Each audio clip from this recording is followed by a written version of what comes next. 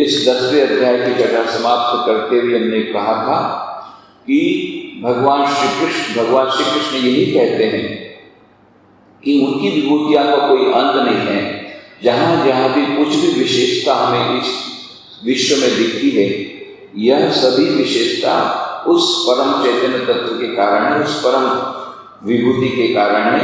वह एक ही विभूति सभी विभूतियों में मानो व्याप्त है, और इसीलिए और यह भी मानो उसका एक अंश ही दिखता है। जो विभूति हमें आज दिखती है विश्व में, वह मानो उनका एक अंश ही है।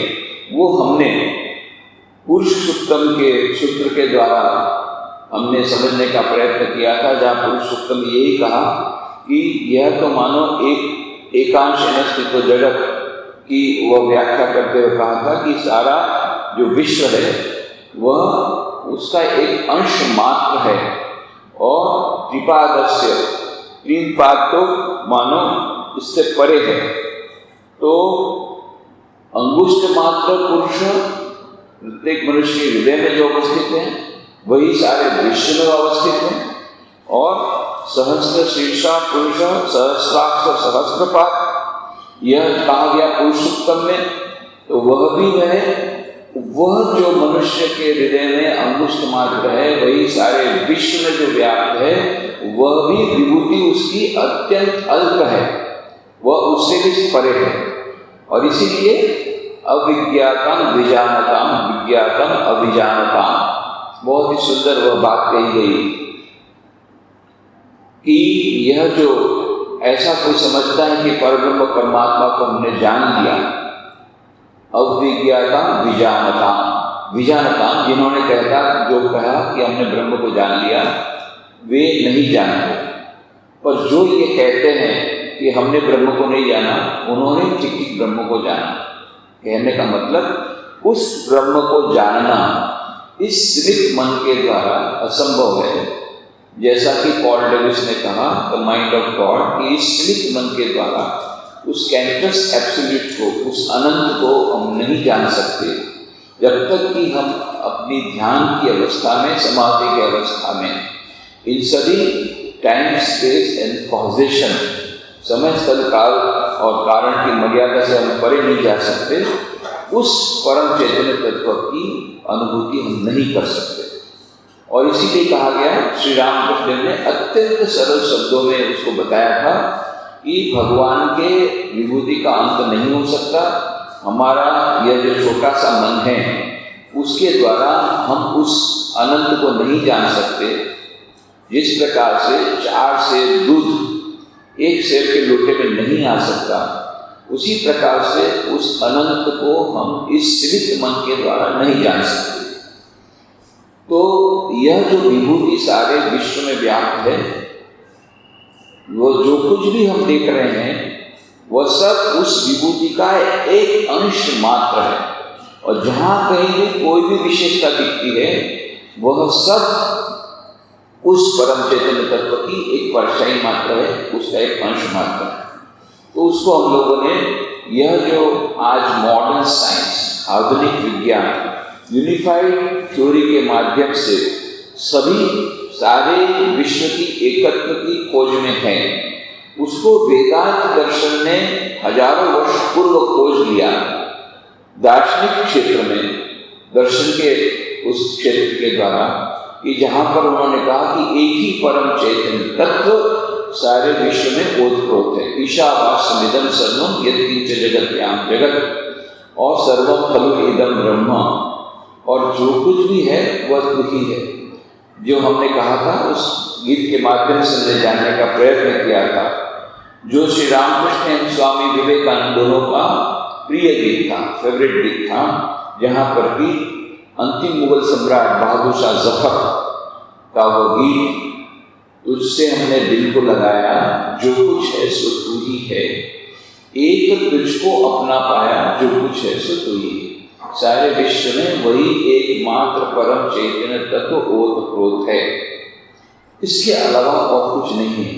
तो यदि उसके अलावा कुछ नहीं है, तो जो कुछ भी विभूति हम देखते हैं वह सब उसी की छाया मात्र। इसीलिए भगवान श्री कृष्ण अर्जुन को कहते हैं, अर्जुन ने जानने का प्रयत्न किया था विभूति योग में, हे प्रभु मुझे और भी आपकी विभूतियों के बारे में जानने की बड़ी उत्कंठा है। तो भगवान श्री कृष्ण ने कहा, मेरी विभूतियों का कोई अंत नहीं है, मैं क्या गिनाऊं, थोड़ा सा मैं गिना देता हूं। थोड़ा सा गिनाने के बाद कहा, जो कहा जहां कुछ भी दिखे वो सब मैं ही हूं। तो यज्ञानाम जप यज्ञोस्मि सावरणानाम हिमालय, जितनी सावर वस्तु उसमें हिमालय मैं हूँ, यज्ञों में मैं जप यज्ञ मैं हूँ, सभी की बलाते बताते कहा, अब कहाँ तक मैं करता हूँ, मैंने तो केवल कुछ ही कर बातें कही। ये तो ट्रेलर दिखाया, फिल्म तो दिखाना बाकी है, फिल्म दिखाना संभव नहीं है। ट्रेलर ही समझ ले, जो कुछ भी जहाँ जहाँ भी कोई भी विशेषता दिखती है वो सब मेरी विभूति है। तो ये विभूतियों का वर्णन किस लिए किया, ताकि हम सीमित मन के होते हुए भी, जानते हुए भी कि उस असीम को जानना हमारे मन के संभव नहीं है, फिर भी हमारे उस ध्यान के वस्तु के उपलब्धि के लिए कि हमें कुछ सरलता प्राप्त हो, उसका हम ध्यान कर सके, उसकी बुद्धि को थोड़ा समझ सके। कुछ विभूतियों का वर्णन भगवान श्री कृष्ण ने कह करके अंतिम में यही कहा कि यद्यपि विभूति मत सत्वम श्रीमदोजीत में भवा तत्वदेवावगच्छतम त्वं मम तेजोशम्भुवम अथवा बहुनैतेन किंज्ञातेन तवार्जुन विष्टभ्याहमिदं कृष्णम एकांशेन स्थितो जगत्। तो केवल एक अंश के द्वारा ही सब है, जो कुछ है वो मैं ही हूँ, इतना तो समझ ले, बाकी मेरी इस विभूतियों का अंत नहीं है और सभी विभूतियों का वर्णन मेरे लिए संभव नहीं है, किसी के लिए भी संभव नहीं है। तो यह मानो जहाँ से प्रारंभ किया था भगवान श्री कृष्ण ने विभूति योग में, मेरी विभूतियों का अंत नहीं है, मैं प्राणी वर्ग का आदि मध्य और अंत हूँ। और इस प्रकार से करते हुए अंत में फिर उसी बात पर आते हैं। ये मैंने तो थोड़ा सा ही बताया, इतना ही समझ ले, जहाँ जहाँ भी कुछ विशेषता है वो मेरी है, और ये जितनी विभूति तू देख रहा है वो तो मेरा एक अंश मात्र है। कहने का मतलब अनंत ईश्वर की विभूतियों का कोई अंत नहीं है। और इसीलिए अब अर्जुन को उत्कंठा होती है जब इस प्रकार से भगवान ने कहा कि मैंने तो तुझे टेलर ही बताया, एक बार तो मुझे आपका स्वरूप बताइए, एक बार तो बताइए, ठीक है मेरे समझ की बाहर है, और एक बार मुझे उसकी कुछ ग्लिम्स तो दीजिए, एक बार मुझे उसका कुछ आभास तो दीजिए। इस प्रकार से जानते हुए कि इस सीमित मन के द्वारा नहीं हो सकता, अर्जुन के मन में उत्कंठा है, इसलिए एकादश स्कंद जो एकादश अध्याय जो शुरू होता है वो अर्जुन के प्रश्न के द्वारा होता है। विश्वरूप दर्शन योग अर्जुन उवाच मदनुग्रहाय परमं गुह्यमध्यात्म संगीतम यत्त्वयोक्तं वचस्तेन मोहोऽयं विगतो मम। अर्जुन उवाच, अर्जुन ने कहा, मत अनुग्रहाय मैंने मेरे पर आपने अनुग्रह प्रकट किया, परमं गुह्यम अत्यंत गुह्य गोपनीय अध्यात्म संगीतम, अध्यात्म नामक यत् जो वचन वाक्य त्वया तुम्हारे द्वारा उक्तम कहा गया है, तेन उससे मम मेरा अयम यह मोह विगत नष्ट हो गया। कहने का मतलब तुमने आत्मा और अनात्मा के पृथक ज्ञान संबंधी जो गुह्य तत्व बताया कहा गया। अर्जुन ने कहा, हे भगवान तुमने मेरे प्रति अनुग्रह प्रदर्शन करके जिस परम गोपनीय अध्यात्म तत्व का वर्णन किया है उससे मेरा यह मोह दूर हो गया है। यह अंत में भी यही आएगा, गीता के अंतिम अध्याय के अंतिम भाग में यही आएगा। भगवान श्री कृष्ण पूछे, अच्छा मैंने इतना सारा लेक्चर तो बहुत दिया, कुछ फायदा हुआ, तेरा मोह दूर हुआ? और भगवान कहते हैं, हाँ भगवान मेरा मोह दूर हो गया, अब मैं समझ गया मेरा कर्तव्य क्या है, मैं अवश्य लड़ूंगा, मैं अवश्य अपना कर्तव्य करूंगा, मेरा सारा मोह दूर हो गया। तो यहाँ पर भी 10वें अध्याय के बाद विभूति योग की बात सुन करके अर्जुन खुद कहता है कि हे भगवान, तुमने मेरे प्रति अनुग्रह करके जो अत्यंत गोपनीय अध्यात्म तत्व का वर्णन किया, उससे मेरा यह मोह दूर हो गया है। तो कौन सा मोह दूर हो गया? तो उसमें यही कहा गया कि जो मैं ये समझता था कि मैं कर रहा हूँ, मैं युद्ध करने वाला हूँ और मुझे ये करना है, मुझे नहीं करना है, मेरा मोह दूर हो गया कि सब करने वाले आप हैं, तो भगवान ही एकमात्र करता है, मैं तो यंत्र मात्र हूँ।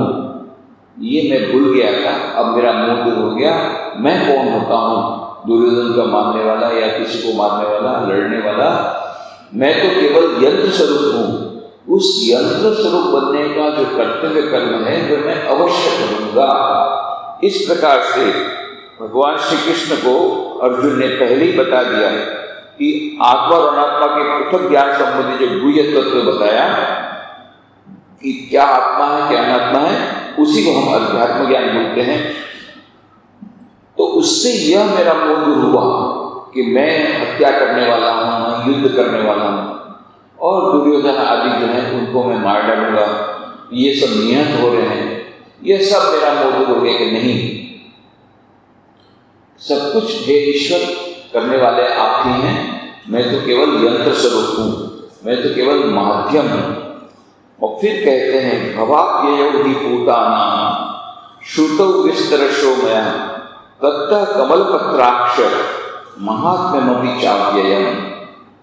कमलपत्र अक्षर, हे कमल लोचन, ईश्वर के जो कमल लोचन है उनको कमल लोचन कहा गया। कमल के समान उनकी आंखें हैं।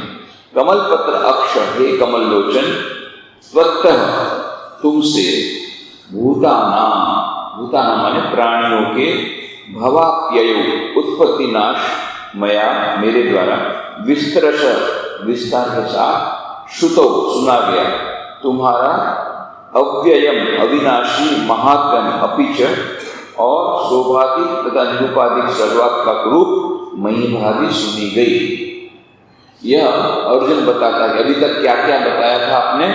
हे कमल लोचन श्री कृष्ण, तुमसे प्राणियों की उत्पत्ति और नाश के संबंध में मेरे द्वारा विस्तार के साथ सुना गया और तुम्हारी अविनाशी शोभादिक तथा निरूपाधिक सर्वात्मक आदि रूप महिमा भी सुनी गई। तो अभी तक पूरे विभूति, आपकी सब विभूति मैंने सुन ली, आपके साथ जो पूरा अध्यात्म ज्ञान वो भी मैंने जान लिया कि ये सारा जो कुछ भी उत्पत्ति होती है सारे विश्व में, जिसकी भी विनाश होता है, ये सब आप ही कर रहे हैं, यह भी मैंने जान लिया।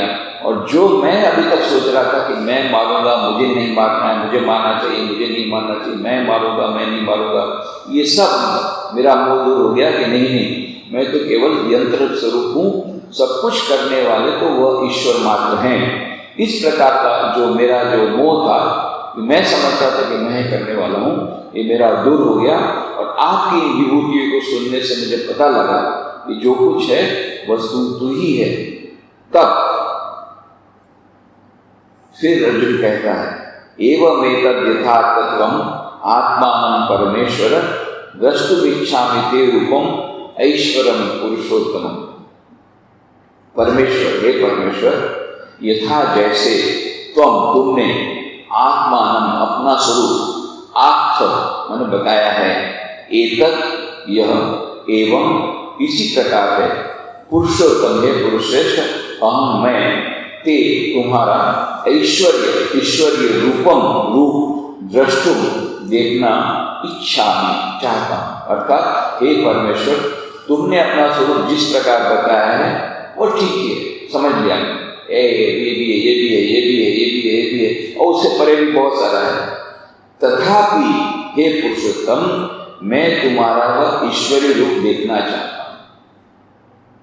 फिर वही जो छोटा बच्चा जिद करता है ना कि ठीक है मुझे तो चॉकलेट दे दो, सब समझा है चॉकलेट से क्या नुकसान होता है, दांत खराब हो जाती है, वो अभी नहीं है मेरे पास, अभी चॉकलेट लाना, बाकी कुछ भी करो, और सब सुन लिया, मोह हो गया, फिर भी चॉकलेट तो दे ही दो। उसी प्रकार से अर्जुन बोला मैं सब समझ लिया, आपकी महिमा समझना बहुत मुश्किल है, मेरी बुद्धि से परे की बात है, आपकी विभूतियां अनंत है, आपने केवल ट्रेलर दिखाया पर पूरी फिल्म दिखाना संभव नहीं है, ये आपने बता दिया, थोड़ा सा झलक तो दिखा दो। फिर से कोई झलक देखना चाहता है। आपका जो असली स्वरूप है, असली स्वरूप वो मैं देखना चाहता हूं। विभूति तो मैंने जान लिया कि जो कुछ है वो सब तो नहीं है, पर आपका जो असली रूप, असली स्वरूप, ये मुझे जानने की बड़ी इच्छा है। हे परमेश्वर, तुमने अपना स्वरूप जिस प्रकार बताया है वो ठीक ही है, मैं समझ गया, तथापि हे पुरुषोत्तम, मैं तुम्हारा वह ईश्वरी रूप देखना चाहता हूं। फिर अर्जुन देखा कि भगवान श्री कृष्ण टस से मस नहीं हो रहे हैं। तो जैसे छोटा बच्चा थोड़ा माँ को पकड़ता है, गुलाल करता है, जरा बता दो ना, जरा दे दो ना, जरा दे देना, उस प्रकार से मानो प्रसन्न करना चाहता है, कैसे भी करके मुझे वो दे दे। तो थोड़ा बटरिंग करता है, मक्खन पालिश करता है, नहीं मुझे दे दो, मुझे। अब अर्जुन ने देखा भगवान टस से मस नहीं हो रहे, तो क्या कहते हैं, मन्य से तत्सत्यम मया दृष्टुमिति कहो योगेश्वर ततो मे त्वं दर्शयात्मान मव्ययम्। प्रभु, हे प्रभु, यदि तत् वह ईश्वरीय स्वरूप मया मेरे द्वारा दृष्टु देखने के लिए शक्यम योग्य हो, इति ऐसा तुम मन्य से समझते हो, ततः तो योग ईश्वर, हे योगेश्वर, तुम में माने मुझे अव्ययम अविनाशी आत्मनम अपना ईश्वरी रूप दर्शय दिखाओ। अर्थात हे प्रभु, यदि वह ईश्वरी रूप मेरे द्वारा देखने के लिए योग्य हो, ऐसा तुम समझते हो, तो हे योगेश्वर, तुम मुझे अपना वह अविनाशी ईश्वरी रूप दिखाओ। जब भगवान को पहले कहा अर्जुन ने कि आप मुझे ईश्वरी रूप दिखाओ, कम से कम एक बार तो मुझे वो झलक दिखाओ, तो देखा कि भगवान जब टस से मस नहीं हो रहे हैं, तो विनम्र होकर के अर्जुन कहता है, मैं समझ रहा हूं आप शायद मुझे योग्य नहीं मान रहे हैं, कि मैं उसको योग्य देखने के योग्य नहीं, फिर भी मैं हाथ जोड़कर अनुरोध करता हूं, यदि आप मुझे योग्य समझते हो, यदि आप मुझे योग्य समझते हैं, इस योग्य समझते हो कि वह ईश्वर रूप मेरे द्वारा देखने योग्य है, तो कृपा करके आप अपना वो अविनाशी ईश्वर रूप मुझे दिखा दो। इस प्रकार से बारंबार जब अर्जुन ने भगवान को यह अनुरोध किया, एकदम जिसे बोलते हैं दया उनकी कृपा दृष्टि पाने के उद्देश्य से जो उसने ये वाक्य कहे, उससे भगवान का हृदय द्रवित हो गया। भगवान ने क्या कहा, श्री भगवान उवाच पश्य मे पार्थ रूपाणि शतशोथ सहस्रशः नाना विधानि दिव्यानि नाना वर्णाकृतीनि च। श्री भगवान उवाच, श्री भगवान ने कहा, पार्थ, हे अर्जुन, मेरे दिव्यानि अलौकिक नाना विधानी विविध प्रकार के नाना वर्णाकृतीनि च और विविध वर्णों और आकारों से युक्त शतशः सैकड़ों अथ सहस्रशः और हजारों रूपाणी रूप पश्य देखो। मेरा एक रूप नहीं है, हजारों रूप है, हजारों मेरे रूप हैं, हजारों मेरे गुण हैं, हजारों इस प्रकार से वर्ण हैं।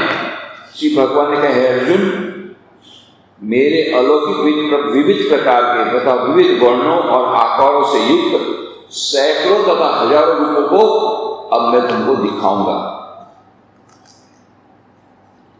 फिर कहते हैं,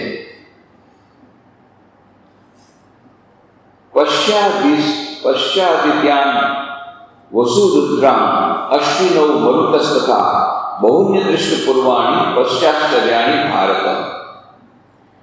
भारत, हे अर्जुन, आदित्यान 12 आदित्यों, वसुन 8 वसुओं, रुद्रान 11 रुद्रों, अश्विनों 2 अश्विन कुमारों तथा और मरुत 49 मरुत या वायु पश्य देखो, बहुनी अनेक अदृष्ट पूर्वाणी पहले न देखे गए आश्चर्याणी आश्चर्यकारक पदार्थों को पश्य देखो। हे अर्जुन, 12 आदित्यों, 8 वसुओं, 11 रुद्रों, 2 अश्विनी कुमारों और 49 मरुत या वायुओं को देखो। पहले न देखे गए ऐसे आश्चर्यकारक पदार्थों को भी देखो। ये भगवान श्री कृष्ण अर्जुन को बोल रहे हैं। फिर क्या कहा? ये कष्टम जगत कृष्णम पश्चाद्य सचराचरम मम देहे गुणाकेश यच्चाम यदि दर्शनम इच्छसि।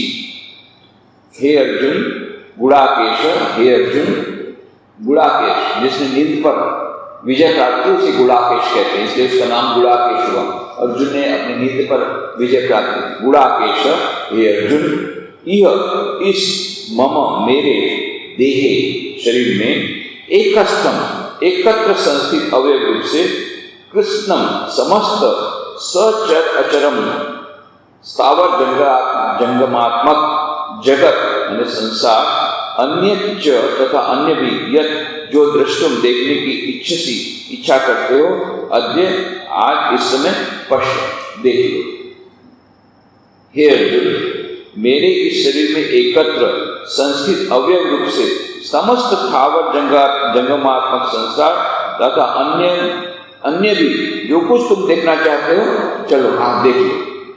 मानो आज भगवान प्रसन्न हो गए, चलो आज तुझे दिखा देता हूँ। बहुत टाइम से मुझे बोलता था, अब नहीं छोड़ रहा है, तो देख आज तुझे बता देता हूँ। वह रूप, वह अद्भुत रूप जिसमें इस प्रकार के आदित्य, वसु, रुद्र, अश्विन कुमार, वायु, देवता सब कुछ है एकत्र रूप से, उसको मैं आज तुझे दिखा देता हूँ। परंतु क्या? परंतु न तु माम शक्य से द्रष्टुम अनेनैव स्वचक्षुषा दिव्यम ददामि ते चक्षु पश्य मे योगम ऐश्वर। अनेन, इस स्वचक्षुषा अपने चक्षु से, मां मुझे द्रष्टुम देखने में न शक्य से समर्थ न होगे, ते तुम्हें दिव्यम अलौकिक चक्षु अर्थात दिव्य दृष्टि ददामी देता हूं मैं, मेरा ऐश्वरम ईश्वरीय योगम सामर्थ्य रूप योग शक्ति पश्य देखो। अपने इस चक्षु से तुम मुझे देख न सकोगे, वो संभव नहीं है। इस चर्म चक्षु से उस दिव्य ईश्वर के दिव्य स्वरूप को देखना असंभव है। इस कारण तुम्हें मैं अलौकिक चक्षु देता हूं, उससे मेरी ईश्वरीय सामर्थ्य रूप योग शक्ति को देखो। इन चक्षु के द्वारा हम उस दिव्य शक्ति को देख नहीं सकते। इस परिप्रेक्ष्य में हम यह समझ सकते हैं भगवान श्री रामकृष्ण देव ने क्या कहा। जब नरेंद्र नाथ ने पूछा कि आपने क्या ईश्वर के दर्शन किए हैं, श्री रामकृष्ण ने कहा हाँ बेटा, मैंने ईश्वर के दर्शन किए हैं। जिस प्रकार से मैं तुझे देख रहा हूं उससे और अधिक प्रत्यक्ष रूप से मैं उनके दर्शन करता हूं। तुम चाहो तो तुम्हें भी दर्शन करा सकता हूं, पर तुम्हें साधना करनी होगी। तो यह जो कहा कि तुमको देखता हूं इन चक्षु से, उससे अधिक प्रत्यक्ष रूप से दर्शन करता हूं। हम लोग क्या कहते हैं, मैंने प्रत्यक्ष उसको देखा, डायरेक्टली मैंने प्रत्यक्ष देखा, डायरेक्टली देखा, इन आंखों से देखा। इसको हम डॉक्यूमेंट्री एविडेंस कहते हैं। साधारण वस्तु सुना ना देखा ना, मैंने सुना वहां से वो लड़का जा रहा था, उसने जाकर के उसका पॉकेट लिया। सुना ना देखा ना, मैंने सुना नहीं, अपनी आंखों से देखा तब तो डॉक्यूमेंट्री एविडेंस होगा। पर श्री रामकृष्ण क्या कहते हैं, इन आंखों से जो देखा उसे और अधिक प्रत्यक्ष से देखा। क्यों और अधिक प्रत्यक्ष कैसे हुआ? कहने का मतलब जब हम आंखों से देखते हैं वो प्रत्यक्ष नहीं है। भले हम बोलते हैं मैंने प्रत्यक्ष देखा, प्रत्यक्ष नहीं है। क्यों? इस देखने के लिए ये चर्म चक्षु चाहिए। चर्म चक्षु से नहीं होगा, उसकी भीतर ऑप्टिकल नर्व है। ये ऑप्टिकल नर्व बाद में जाकर के संदेश हमको बुद्धि में देंगे, तब वो बुद्धि वो समझ लेगी कि वहां पर वो वस्तु। डायरेक्ट परसेप्शन नहीं, इट्स इनडायरेक्ट परसेप्शन। वो प्रत्यक्ष नहीं है। जो वस्तु दिखी, चर्म चक्षु, इस चमड़े की ये जो आंख है, ये जो आंख, उसके भीतर में एक सूक्ष्म आंख है, ऑप्टिकल नर्व है। उस नर्व के द्वारा संदेश गया और वो जो इंफॉर्मेशन गई बुद्धि में, तब जाकर के बुद्धि में वो लाइट हुई और तब उसका हाँ मैंने ये देखा। तो वो इनडायरेक्ट परसेप्शन, हम भले कहें उसको डायरेक्ट परसेप्शन, पर वह जो ईश्वर को देखना, उसके लिए चर्म चक्षु की आवश्यकता नहीं, और भी डायरेक्ट है। इसलिए आदि शंकराचार्य ने ईश्वर के दर्शन को या आत्म दर्शन को ये नहीं कहा, प्रत्यक्ष दर्शन नहीं कहा, डायरेक्ट परसेप्शन नहीं कहा, क्योंकि प्रत्यक्ष दर्शन तो हम इसको हम प्रत्यक्ष दर्शन कहते हैं। मैंने भगवद गीता के पुस्तक को प्रत्यक्ष दर्शन किया। भगवान का दर्शन ऐसे नहीं है, उस चर्म चक्षु से नहीं होता है। तो क्या अप्रत्यक्ष है, परोक्ष है? नहीं, परोक्ष तो इनडायरेक्ट हो गया, प्रत्यक्ष डायरेक्ट हो गया। ये डायरेक्ट भी नहीं है, इनडायरेक्ट भी नहीं है। तो ये क्या है? आदि शंकराचार्य ने नया वर्ड कॉइन किया उसके लिए, एक नया शब्द का, अपरोक्षानुभूति। अपरोक्षानुभूति, परोक्ष अनुभूति नहीं, प्रत्यक्ष अनुभूति भी नहीं, अपरोक्षानुभूति, non indirect method. Direct method भी नहीं, इनडायरेक्ट भी नहीं, नॉन इनडायरेक्ट, अपरोक्षानुभूति। तो वही कहते हैं श्री कृष्ण भगवान कि इन चर्म चक्षुओं के द्वारा तू मेरा वह जो रूप है देख नहीं पाएगा। उसके लिए तुझे एक विशेष चक्षु लगेगा, स्पेशल 3D देखना है ना, अलग से चश्मा देखा तब 3D का तुझे दिखेगा। चश्मा तो पहनना पड़ेगा, तो ये चश्मा मैं तुझे देता हूँ, 3D का चश्मा, तब जाकर के तो 3D का पूरा एग्जीबिशन देख सकेगा। ऐसे नहीं देख सकेगा, इन आंखों से नहीं देख सकेगा, एक स्पेशल चश्मा चाहिए। ये स्पेशल चश्मा भी मैं तुझे देखता हूँ, चल तुझे बहुत इच्छा है, तुझे स्पेशल चश्मा दे देता हूँ, दिव्यम ददामि ते चक्षु न तुमां शक्यसे द्रष्टुम अनेनैव स्वचक्षुषा दिव्यम ददामि ते चक्षु पश्चिमे योगमैश्वरम्। अपने इस चक्षु से, चर्म चक्षु से तू मुझे देख न सकोगे, इस कारण तुम्हें मैं अलौकिक चक्षु देता हूं, दिव्यम, दिव्य चक्षु देता हूं, स्पेशल, विशेष, स्पेशल चक्षु, दिव्य चक्षु, अलौकिक चक्षु तुझे देता हूं, ताकि मेरी इस योग शक्ति को और ईश्वरीय रूप को तू देख सकेगा। क्योंकि इन चक्षुओं के द्वारा मेरा वो अलौकिक स्वरूप, वो दिव्य स्वरूप, ये जो तू सचमुच में एज इट इज देखना चाहता है। मैंने विभूतियों का वर्णन तुझे कर दिया, तुझे मुझे जानना है तो हिमालय में जा, वो भी मैं ही हूँ, यहाँ भी मैं ही हूँ, वहाँ भी मैं हूँ, यहाँ भी मैं हूँ, सारे विश्व में वो तो विश्व के परे, और जो कुछ विश्व में दिख रहा है वो तो मेरा एक अंश है, और भी बहुत सारा हूँ, beyond galaxies, beyond the universe, beyond time space position, ये मैं हूँ। तो ये सब जान करके तू जान नहीं पाएगा, तो अपनी बुद्धि के द्वारा इतना ही समझ कि मैंने तुझे छोटा सा बता दिया, ट्रेलर बता दिया, बाकी पूरा तो बताना संभव नहीं है। इस यतो वाचो निवर्तन्ते अप्राप्य मनसा सह, उस अनंत को, उसकी व्याख्या कोई नहीं कर सकता। यतो वाचो निवर्तन्ते अप्राप्य मनसा सह, वाचो वाणी, निवर्तन्ते वह वाणी नहीं उसको, उसकी व्याख्या कर सकती। मन वो भी व्याख्या नहीं कर सकता, मन जहां से वापस आ जाता है। ये तो वाचो निवर्तन्ते अप्राप्य मनसा सह, उसका वर्णन नहीं हो सकता, उस अनंत का वर्णन नहीं हो सकता, उस दिव्य विभूति का वर्णन नहीं हो सकता। फिर भी मैंने तुझे जानना चाहता था कि मैं कैसे ध्यान करूं, किस ईश्वर का कैसे ध्यान करूं, किस स्वरूप का कैसे ध्यान करूं, कौन कौन सी विभूति का ध्यान करूं। इसलिए मैंने थोड़ी थोड़ी विभूतियों का वर्णन कर दिया। सब विभूतियों का वर्णन असंभव है, क्योंकि उन विभूतियों का कोई अंत नहीं है। तो अब मेरा स्वरूप तू कैसे जान सकेगा? स्वरूप तो अनंत है, अनंत स्वरूप, मेरे अनंत रूप है, अनंत ये मेरे स्वरूप है, अनंत इस प्रकार की मेरी महिमा है, तो कैसे जान सकेगा? नहीं नहीं, मुझे वह स्वरूप देखना है। तब भगवान करुणापूर्वक कहते हैं, ठीक है चलो, बहुत मेरे पीछे पड़ा है तो तुझे आज दिखा देता, चलो आज दिखा देता, पर इन आंखों से तू देख नहीं पाएगा, इसलिए मैं तुझे विशेष दिव्यम ददामि च चक्षु पश्चिम योगमैश्वर। और इस प्रकार से भगवान ने कहा अर्जुन को, मैं तुझे दिव्य चक्षु देता हूं, विशेष प्रकार के 3D वाले गोगल्स, जिससे तू 3D का पूरा एग्जीबिशन देख सकेगा, तुझे विशेष प्रकार का जिससे तू मेरी दिव्य विभूति को देख सकेगा, मेरा दिव्य दर्शन कर सकेगा, मेरा वह विश्व रूप दर्शन तू कर सकेगा। इसके लिए विशेष प्रकार के तुझे दिव्यम ददामि ते चक्षु, ये दिव्य चक्षु मैं तुझे देता हूं। और इसके बाद में संजय उवाच, तो ये संजय उवाच कहां से आ गया? तो हम लोग भूल जाते हैं कि प्रारंभ संजय से हुआ था, पहला श्लोक संजय का था।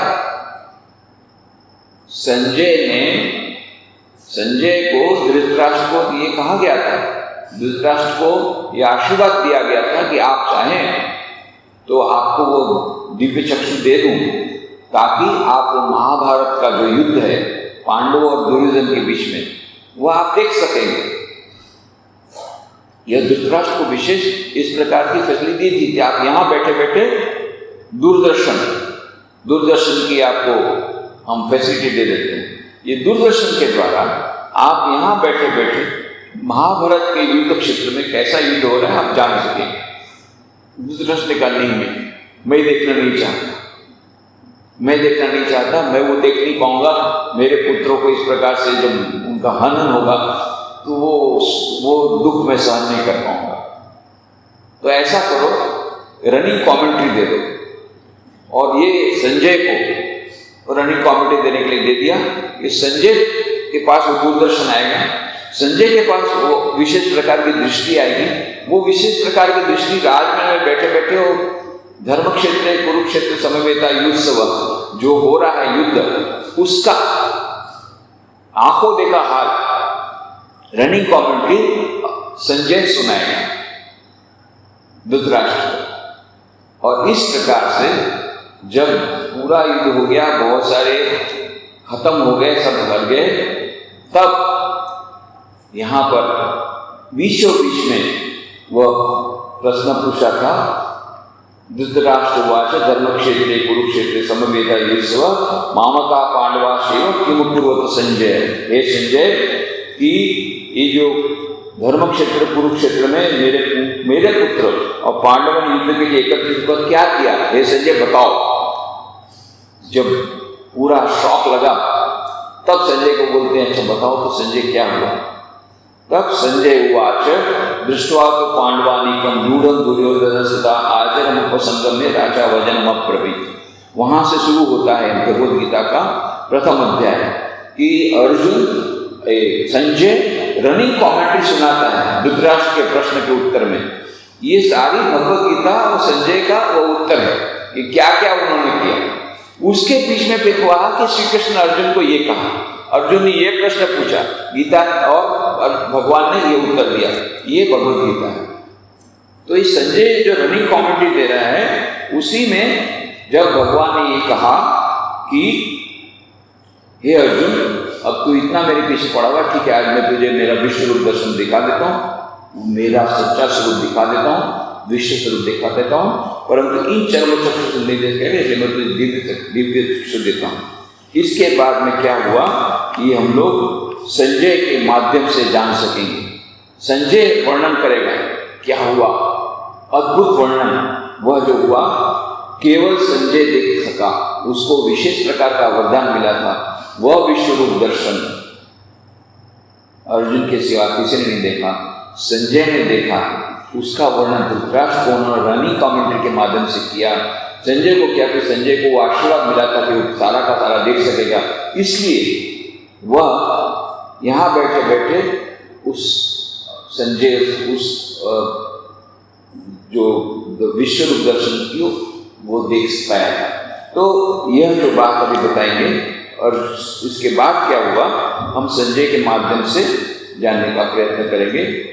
तो अगले रविवार को नहीं होगा, उसके बाद वाले रविवार को हम लोग इसकी चर्चा आगे करेंगे।